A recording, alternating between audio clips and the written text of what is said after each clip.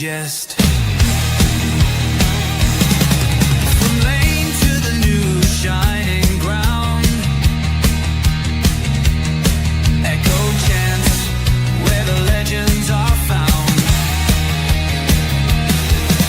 Heroes carved in the heart of time, we march on through grit and grime.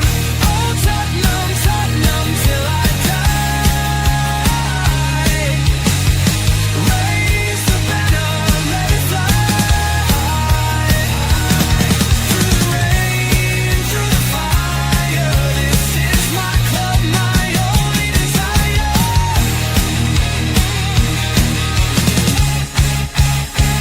Oh Tottenham, Tottenham till I die. Raise the banner, let it fly.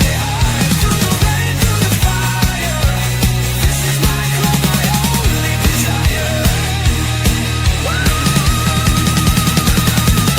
Echoes of King and Greaves in the air. Every goal, the sound declares. Heartbeats pound like a drummer's song, marching forward, fierce and strong. We're the ones who rise in the clash. Numbers running in a white shirt dash. History burns in the roaring crowd. Every game we scream it loud. Oh, Tottenham, Tottenham till I die. Raise the banner, let it fly. Through the rain, through the fire, this is my club, my only desire.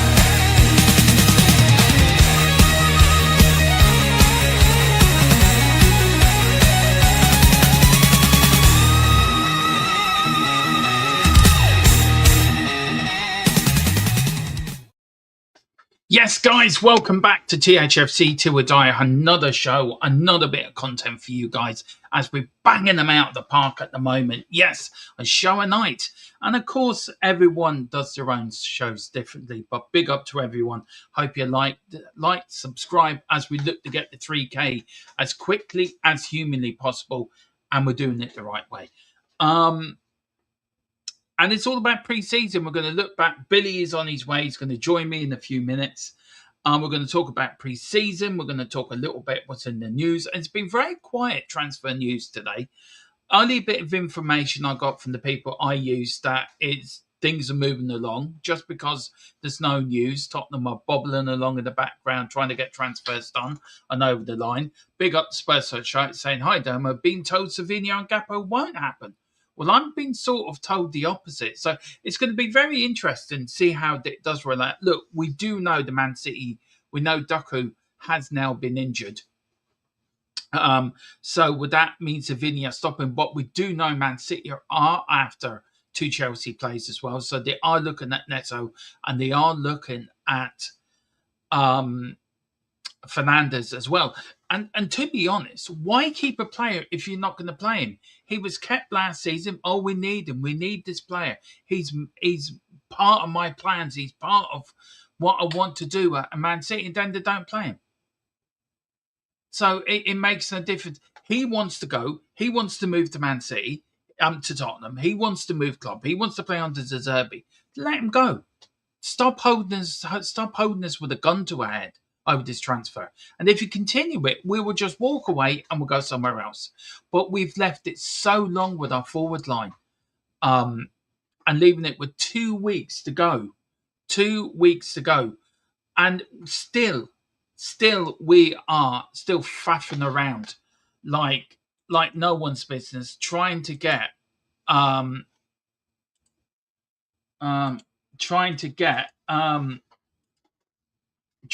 players. Now, I did send Billy the link earlier. I'm hoping that's what it was about. It was. I did send it to him earlier, actually, funnily enough. I did send you the link earlier. I know. I'm in. I know. I sent you. Do you have problems getting in? Yeah. Just my usual laptop drama, you know me. Yeah. How are you, Billy? Look, we're talking a little bit about Daku today being injured. A bit of news out of the blue. What's your gut telling you about Savinho and Gakpo Spurs side chat says it's not. He's been told it's not going to happen, and we're going to move where next for us. I have a feeling it will happen, but as you know, transfers do take time. So, where's your gut feeling taking you on it? I think they'll both happen still. I'm confident on that. I think Yeah. Savinho, I don't know why it's not been announced yet. I think it's going to be done. And we just got to wait for Liverpool to get Bacola. But I've heard confidently that Liverpool will sign him. So I think as soon as that gets over the line, they've already agreed on Bay now as well that Gakpo will be ours. So I think we just have to be patient. I don't think they're going to be in before Brentford now, but I think they'll be in there. Yeah, and look, Brentford is what it is now, isn't it? It's the squad we're going with. So Yeah, if you are, and look, late in the week, we will do our predicted lineup. And of course, Billy, I hope you can join me for that. And that will be a good video to do. But where's your front line going? I'm going with Tell on the left.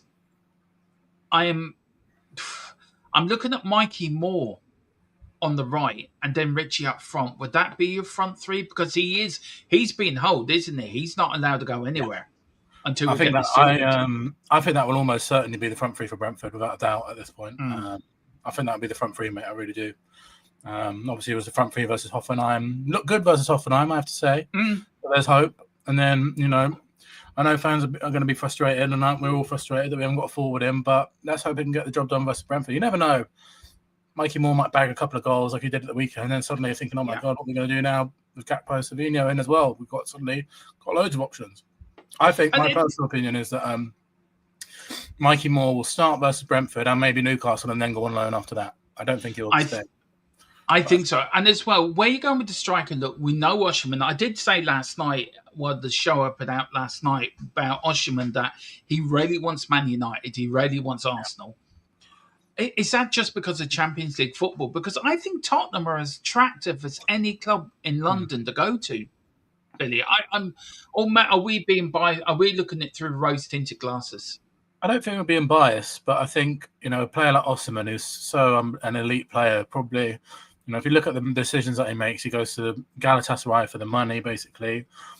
He's probably drawn to Man United and Arsenal because of the money and the Champions League. So I think, if we were in the Champions League, we'd have a chance of getting him. I think we could afford the wages still, but I just don't think that kind of transfer is realistic at the moment. And as on the real Daniel says in the chat there, we haven't almost got relegated the last 2 seasons. So someone like Osimhen's probably thinking, he probably isn't fully aware of all this noise that we're making this season and stuff, and thinking, God, I'm not going to join a team that finished 17th on Victor Osimhen. Yeah, no, that's true. And look, a little bit of news before we get into pre-season is this. I sent you earlier, and thank you so much for getting back so quickly as well, about this a rumor that was going around that Tottenham were about to announce a stadium name. Apparently, the Nike Arena was bounded around. You very quickly, I said, Billy, is this true? You very quickly got back to me with the people and you got load of codswallop. Yeah, ignore it, the BS corner of the week is that one, I'm afraid. Yeah, that's bullshit corner. That is for bullshit corner at the end of the week. And there will be, on Sunday, there will be a roundup. Sunday night, there will be Tottenham roundup, weekly roundup, and that will be in bullshit corner. It will be. If somebody was to buy a stadium name, and look, we have it over here. We've got the Aviva. That used to be Lansdowne Road. You got Bayern Munich, the Annales Stadium. You've got the Etihad for Man City. I forgot what Arsenal's one is. Emirates. I was more thinking library, but okay, we'll go with Emirates. It is sponsored by the local library. Yeah. Or the nunnery. Or the priesthood. You can't speak. What are they called? I forget. Or PGMOL as well. Yeah, that's it. But what would a name for you? What would you sit happy with? For me, I would love White Hart Lane as a name, but what would you be happy with?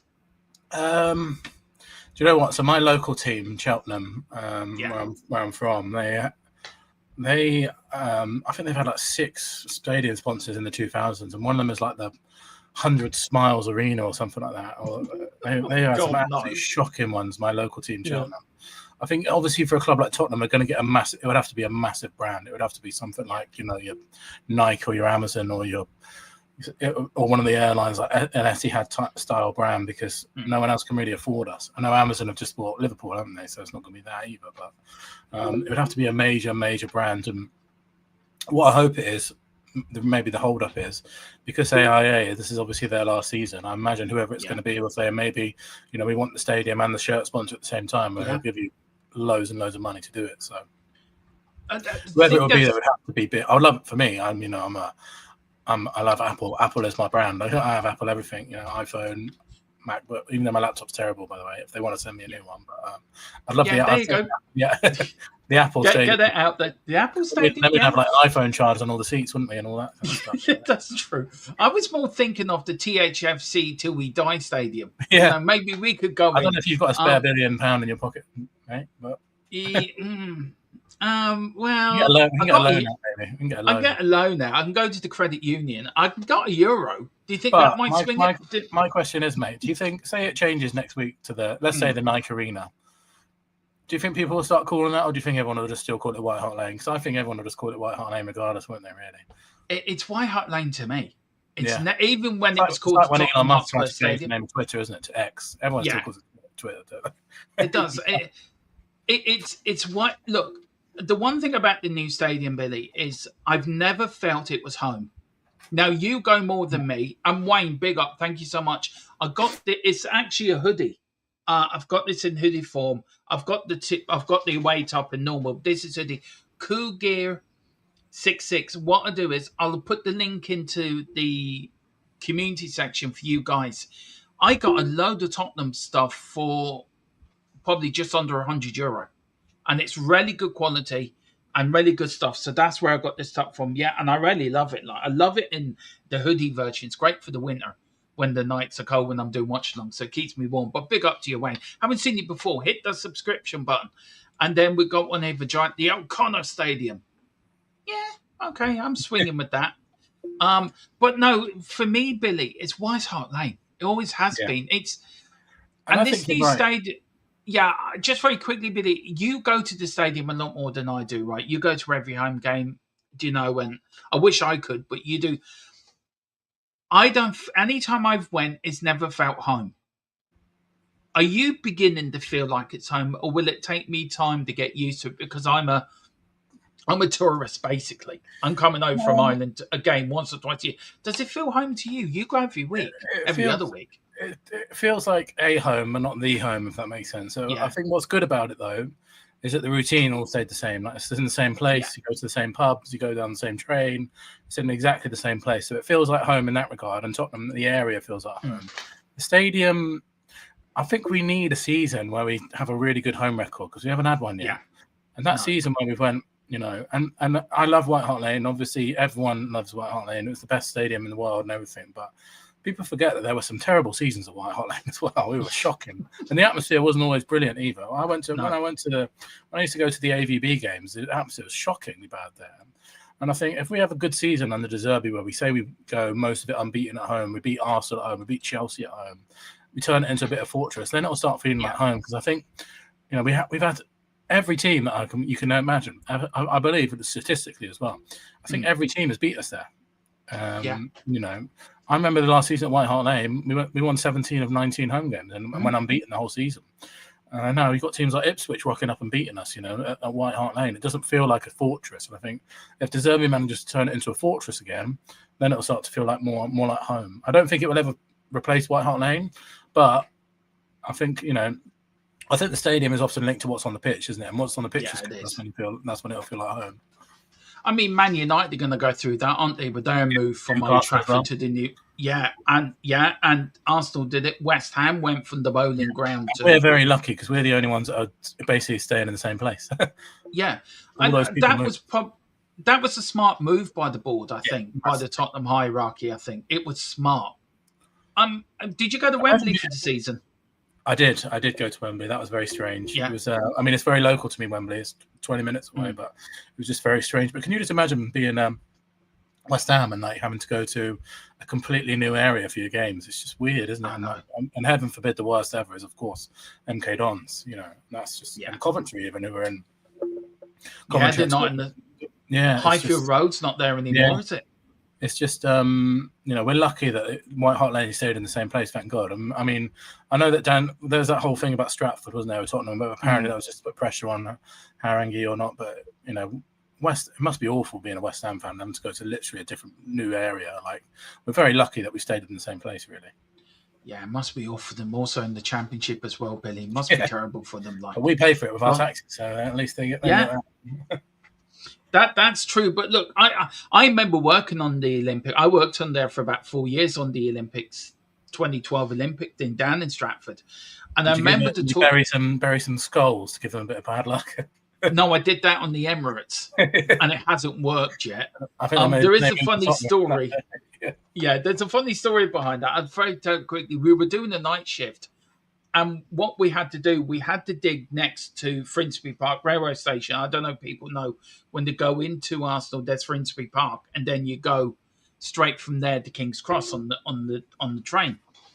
So we were doing some work, so that we had to go in at 1 a.m. and do it anyway. So we had to do some work within the pitch itself. So me and my mates decided we're going to dig down the meter, bury a Tottenham time capsule. So I put a top down there, a couple of old programs. We all put something in this little box, nice. Put it down there, covered it up. Nobody knew. What we didn't realise, we put it right on the centre circle. So where they kick off, we got this Tottenham box, right, a good metre down. It hasn't worked, Billy.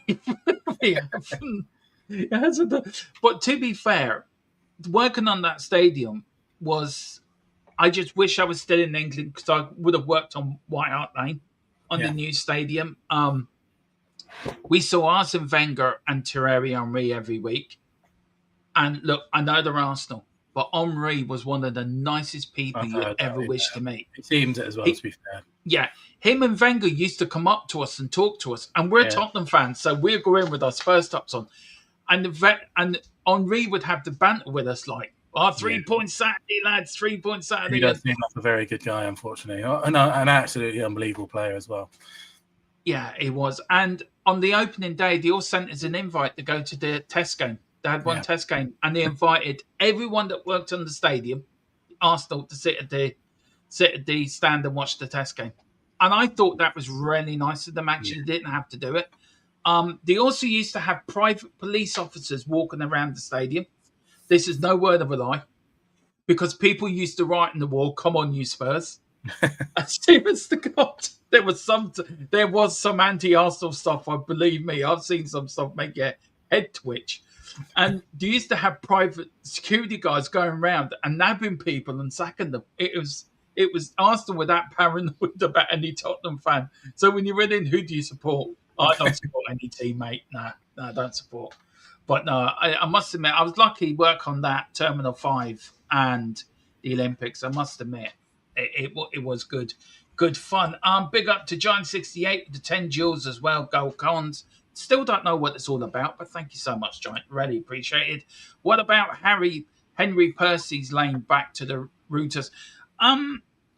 Now, talking about pre-season, Billy, let's talk about it, because I think it was a good pre-season for Spurs. Yeah. It all started way back in the 22nd of July at Hotspur away against Milton Keynes Dons. If you look at the first results there, no defeats. We beat Sydney on penalties. What was your impression of the first couple of games? It's all about minutes pre-season, but what's been your impression of pre-season this year? I think two things. Firstly, it's been a very different pre-season, and I think on purpose.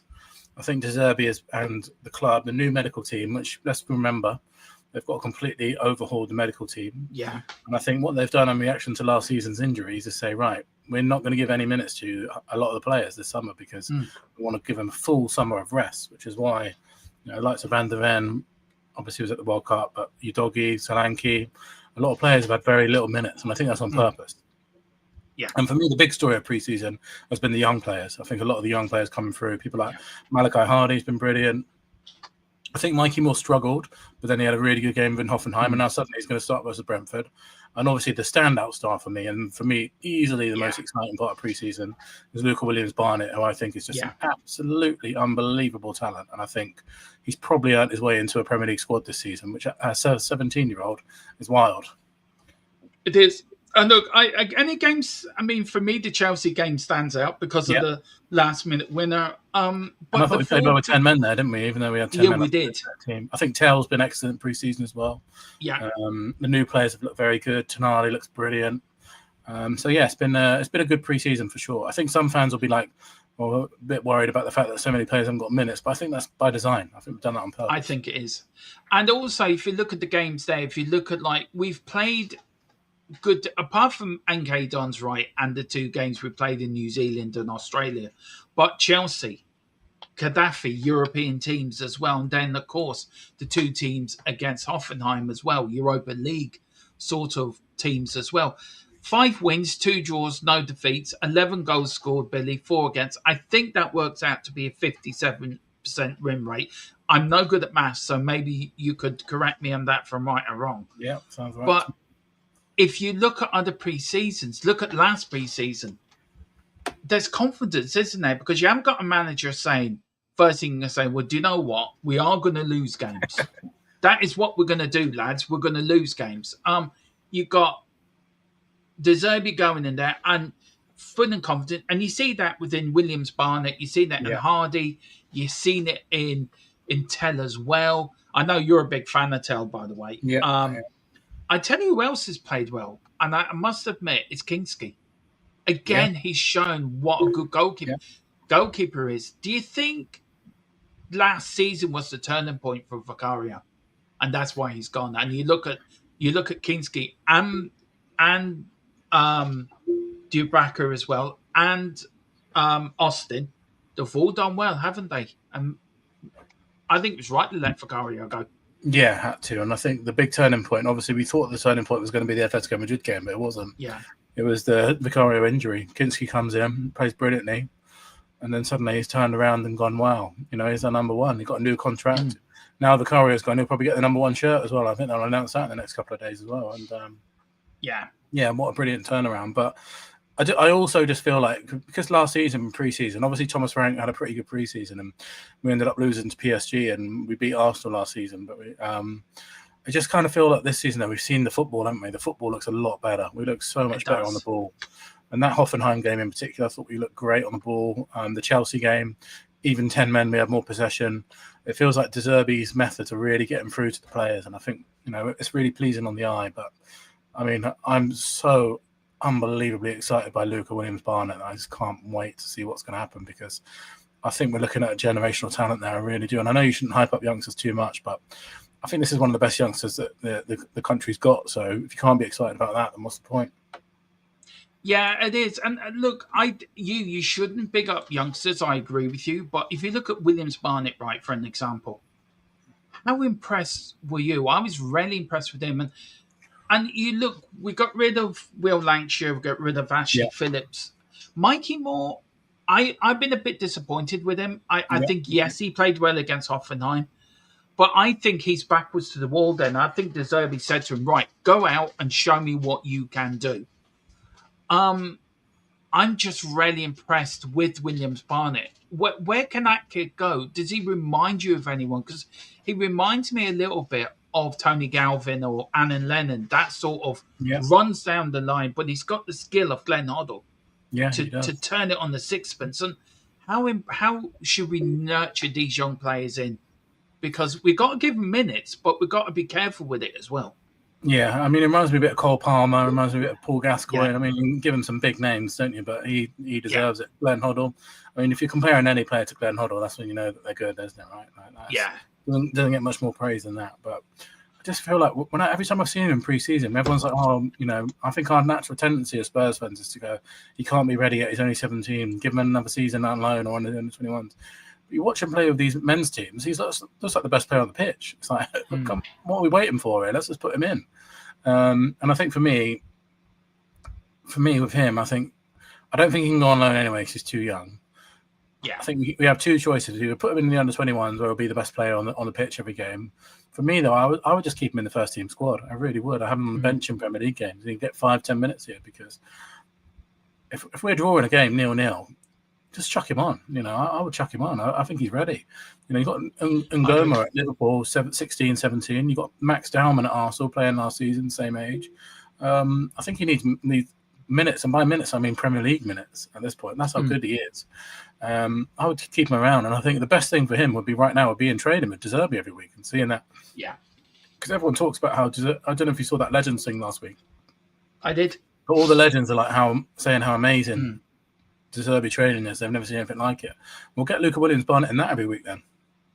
Yeah, I mean, you look at and the club as well as a whole, Billy, and pre-season's been so different from every other pre-season where the club have got it spot on. I think they have. Apart from Spurs play and that bloody cameraman that loves to find the post. That I don't know why. I don't know if you've noticed it, but every time he goes to Spurs Hotspur way, right, he puts his camera by a bloody post. I feel like going into Hotspur way, sneaking in one night and cutting the damn thing down. Because any time play goes up the left-hand side, you can never bloody see the play because the post gets in the way. But even they've done it right this year, I think, as well. And I've been impressed with the team, with Tottenham as a whole, the club as a whole. They've, even with the games at Hotspur Way, you see everyone's come out, everyone's won, all the players are there. I don't know if you noticed, Dom Solanke was doing some one-on-one training when the game was going on at the weekend.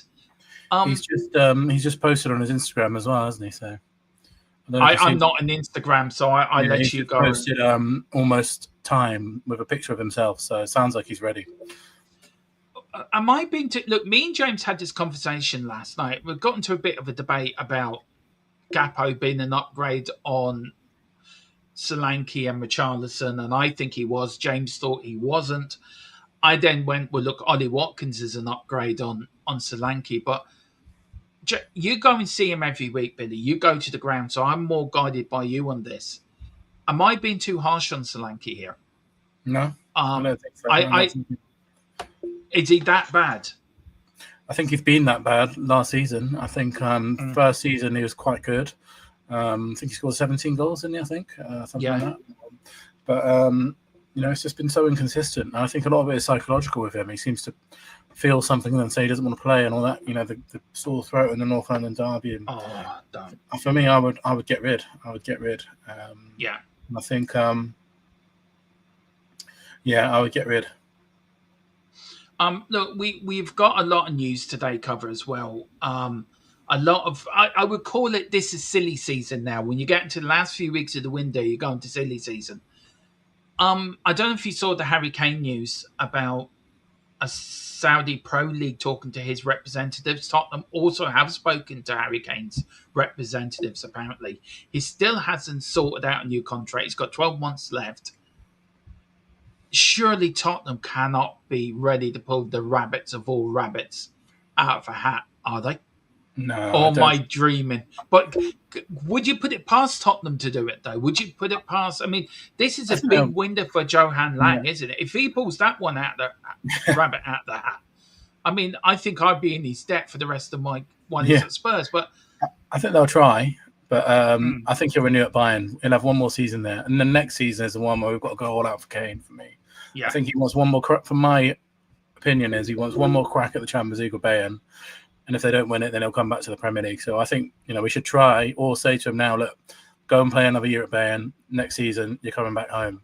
I'm almost certain he will renew at Bayern this summer. But we have to at least be starting the conversation saying, look, go and win the Champions League, win the Ballon d'Or, then come back to Tottenham. Yeah, I would have to agree on that. Look, also with pre-season as well, the medical team had a bit of a investigation into the medical teams, Billy.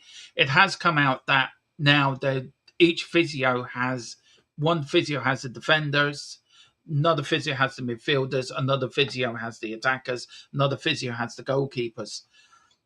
Under the new sort of ENIC 2.0 or Lewis family, whatever you want to call them, do you find this has been the most sort of well-oiled pre-season Tottenham have had in a while? Yes, the transfers have gone quiet, but I think for a long while there's been no sort of, the transfers were in early, most of them were in early. Everything seems to be running smoothly. Are you waiting for the catch? because I am. But I think in terms of selling players, it's been a lot better. Mhm. You know, we sold 3 players since I last been on the show: Romero, Spence, Yeah. and Ashley Phillips. Vicario, 4 players. You know, those deals would not happen under Daniel Levy, I don't think, and No. he wouldn't be taking that reduced fee for them. I honestly think that. And then, you know, I think people are going to be worried about the lack of minutes, but I really think that's on purpose. I think these players are not playing on purpose because of this new medical team that we're talking about there. I think the first team and the youngsters have been integrated well. The feeling around the club is good because De Zerbi's doing things like getting the legends in and stuff like that. And, you know, they did that thing for Pedro Porro where all the staff, I thought that was brilliant. Just feels like, and I know we spoke about this with Ricky a couple of weeks ago. It feels like we're getting our Tottenham back. And I don't mean that, you know, that means we're going to go and win the Champions League. It just feels like we're getting our identity back again because we've got a manager that knows what that means. It feels like we're reconnecting with each other. Yeah, it feels like the club's reconnecting with the fans. I think getting the reconnecting with us, wasn't it? I know you love the history, but I love that. You must have loved that, I would imagine. I did. I mean, I grew up with like watching Graham Roberts and Paul Miller and Steve Perriman and, do you know, Tony Galvin. And I was watching the other night. I was watching the '81 Cup final, just highlights of it, and just remembering that. Look, I may have been 4 years old, but I vaguely remember the noise. Now, I remember the '82 final a bit more than I do '81, but I just remember growing up watching these players, just Ozzy Ardiles, Graham Roberts, like really putting the foot in, Paul Miller putting the foot in, watching Glenn Hoddle. Glenn Hoddle was my hero. I mean, you know, he was on my wall. Mickey Hazard as well, watching him come through and develop and watching him play. I said it to him once. We had him on the channel and I said to him, I cried when you left and I cried when you come back. Do you know what I mean? Players like that. And I don't think. And then you went through to the late 80s, Gary Lineker, Gazza, Chris Waddle.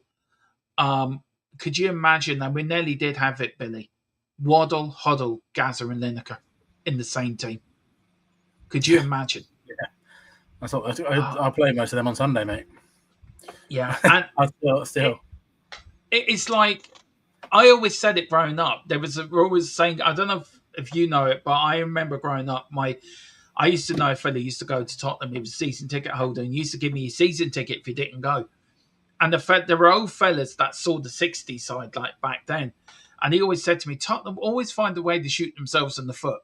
When things are going perfectly, we shoot ourselves in the foot. Yeah. And I was thinking it the other day. It's so Tottenham. Do you know, and maybe that's the Spursy tag. And I hate that tag.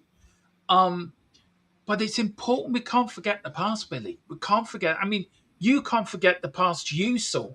Yeah. Do you know the likes of Gazza and the likes of Robbie Keane and Berbatov or Defoe and Sheringham and that's why and Ledley King and even Judas. Judas and all. He's part of a history as well. As much as you'll hate the Git, and he is a Git. I think that in particular taught a lot of young fans why we have to hate Arsenal. So he is a good part of our history. I think you're right, because I grew up in a time at Tottenham where the rivalry was all right, but it was kind of friendly, but it was tough but friendly. Do you know, as I've got older, Billy, I think the rivalry's got more intense. It's got more bitter. Yeah. I think it's got more rarely we don't like you, you don't like us. Yeah. And I think it does come from that Judas moment. Yeah. I rarely do. And look, how old were you when that happened, Billy? Were you a young fan at that time? You know what? Right, literally behind me here on this wardrobe, my dad for Christmas got me 2 life-size stickers, and they go on the wall. 2 life-size stickers of players. One of them was David Ginola, and the other one was Sol Campbell. And then that summer is when that happened. So that summer that happened, I had a life-size Sol Campbell picture on my wall. There you go. I bet you loved that. Yeah, that was ripped out, obviously, very quickly. but to see players like that as well, and I think it's important that we can't forget where we come from, and maybe with the new stadium, is a very important part of Tottenham, isn't it? Yeah, it's a very important part. It is. And do you know what? I'm going to make a statement here. I just got to welcome a few people in as well before I go on. But I think we are the biggest club in London. And I'll tell you why. And somebody said it to me the other day. And I think he's right. Big up to Jess over and JSY Talks Football. Thank you so much. Great to see you in. I loved the prediction shows earlier, and we've got that every week. It's a joint venture between us and JSY Talks Football. It'll be every Tuesday or Wednesday. For the next couple of Wednesdays, it's a prediction show. We'll go over the Premier League fixtures and we give our thoughts, and it's going to be a bit of fun. It's going to be season long. So I'm really pleased we're linking up with JSY Talks Football as well. But big up to the Jess and the girls, and Jess and Stacey, Josh and James over there. Do get over it if you're not already subscribed, because they do a great show over there. And she's gifted 2 memberships as well. I know we look later to see who's got them, Jess, but thank you so much indeed. Really appreciate your support and really appreciate all the help you give this channel. And Joe, she said, smash the like. Thank you so much. Really appreciate that. Also, big up to Swoops as well. Gappo won't be coming. I live 12 mile from Liverpool, and their fans, the fans want to keep him their manager. We should go for Neto or Belong. We may end up going for them, Swoops. We may end up going for them. And I really like the Perriman interview. Yeah, we very lucky to have Steve Perriman twice on here in the early stage of the channel. And just to let people know, on Friday, this wee channel is 5 years old. Yes, we're growing into our big boy pants now. Yeah, I won't be here. I might be here for another 5 years. Then by the time I'm 60, I may just give it to James and Billy to run the channel, and I might take early retirement. So you got me for another 10 years, and then I might step back a little bit. But Billy, somebody said to me the other day, and I agree, that Tottenham are the biggest club in London. And the bloke said, why? Well, he says, Arsenal hate us. Chelsea, we're their biggest game of the season. We're West Ham's biggest game of the season. And we help all the smaller clubs out with the amount of numbers of fans we bring. So Tottenham are the biggest club in London. And I'm sticking to that. And I think you only got to look at last season to know why. Is that the whole country was trying to get us sent down and relegated, but we didn't. So there you go. No, I've always thought that as well. And you know what I hate is when Arsenal and Chelsea, they're giving each other players every season, they're shaking hands, and there's no rivalry there at all. And they all just team up to hate Tottenham. So we're the biggest game of the season. This is the first season in a while where we won't play 6 derbies because West Ham have gone down. We normally have 6 derbies a season, which no other club does. So it's horrible. Oh, poor West Ham going down. Really feel for them. I mean, 4 derbies. I tell you what, though, mate, this season, what I really hope is we've been so bad in the derbies recently. Oh, we haven't beat Arsenal. Last time we beat Chelsea, Oliver Skip scored for us. Oh, we haven't beat Arsenal since Conte. We've been terrible versus those two. We have. I watched that game the other night, actually. I saw the highlights of that Conte Arsenal game. That's the last time we beat them, mate. That was so long ago. Was that, to be fair, was that the last time you noticed the stadium as rocking as that? And, apart from the end of last season. The Bodo Glimt semi-final as well, and the end of last season were brilliant. Really, really good. This Europa League semi-final, end of last season. So we can do it. And now I think we do it at the top of the season rather than at the bottom. Yeah, I do know what.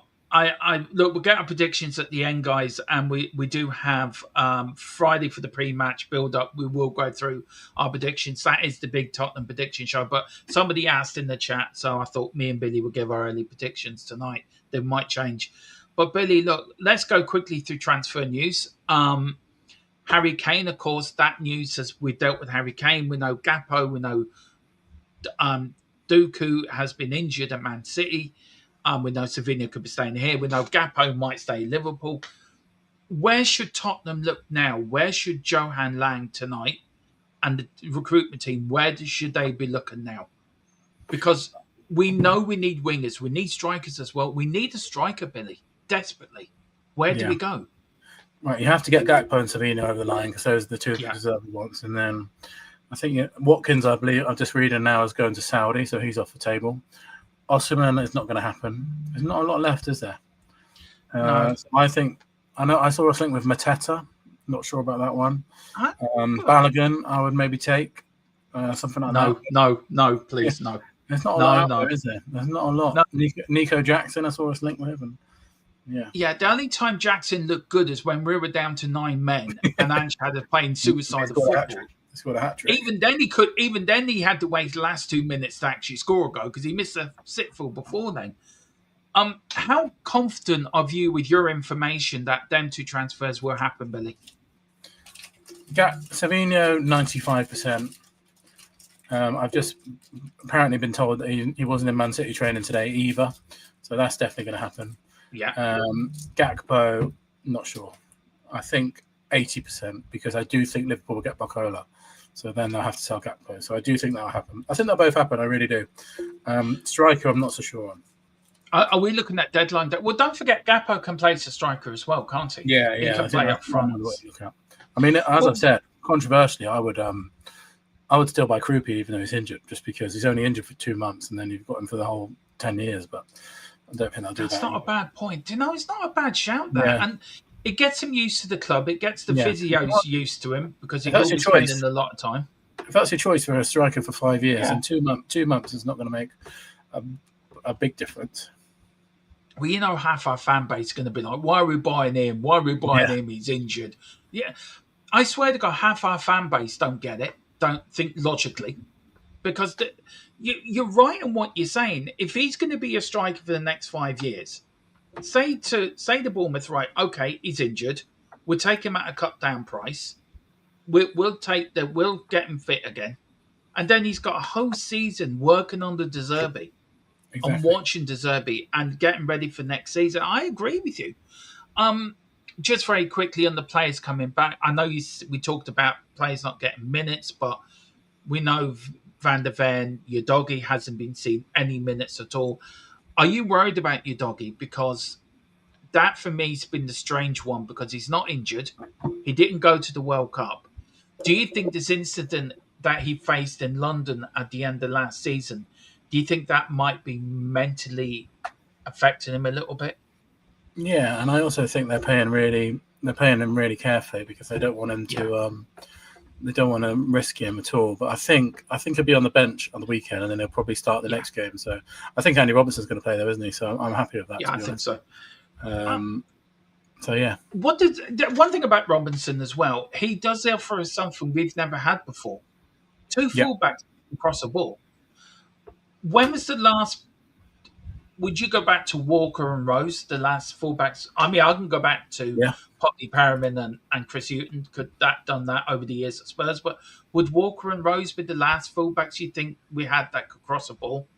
I think so, mate. I think so. I really do because Porro is a fantastic fullback and so is Udogie, but they're not. Porro is an interesting one because he's more creative from deep areas and he's very creative. He's a very good passer of the ball, not necessarily known for whipping in loads of crosses.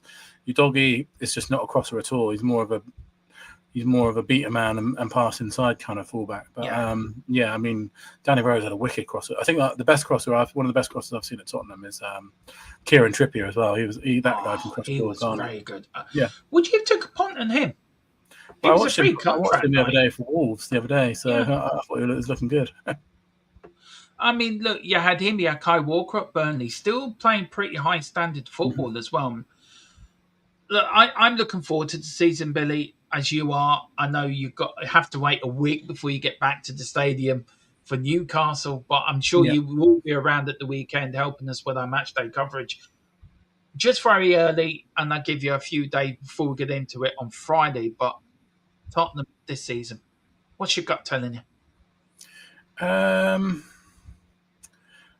My gut is telling me, I think we're going to beat Brentford. I think we'll beat Brentford at the weekend. I really do. I think so. So what's your score going to be for Saturday? I think it's going to be a close game. Close one. I think 2-1 Tottenham. I think it'll be really difficult. Yeah. It's not an easy game to go there, is it? And I know that we played there for our first game under Ange. Yeah. But I just kind of think that if we had more forwards, I'd be more confident that we could thrash them. But they've had a really good pre-season. They just beat Frankfurt 7-0, didn't they, the weekend? But I just have a feeling. We'll get the win. Yeah, and look for Brentford as well. Because the manager's from Ireland, he's an Irish international, ex-Ireland coach as well for the national side. I do have a soft spot for him, and I do want him to do well, but I don't want him to do well on Saturday. Also, Billy, on first 9 fixtures, a majority of them are on Sky. Yeah, 5:30 kickoffs, aren't they? A lot of them. 5:30 kickoffs. We've got Coventry at home at 8 o'clock on the Monday. We've got. What do you think of these night time, especially for the away fans? Do you find it a bit unfair?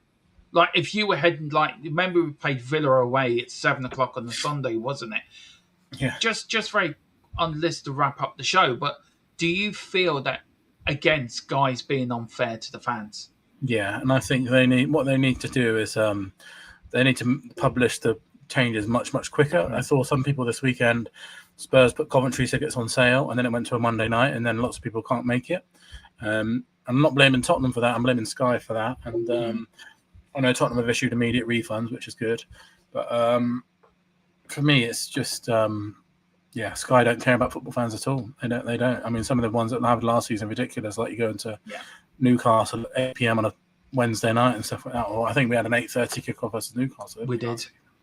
They don't care about travelling fans one iota, which is interesting because without that atmosphere that fans create, as we saw in COVID, it's a shocker. It is.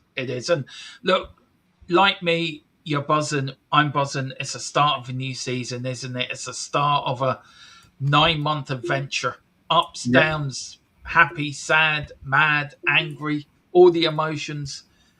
Do you know what? One thing I want of all at the end of the season, Billy, is an FA Cup win. Yeah. I just want us to win that old trophy, bring it back home.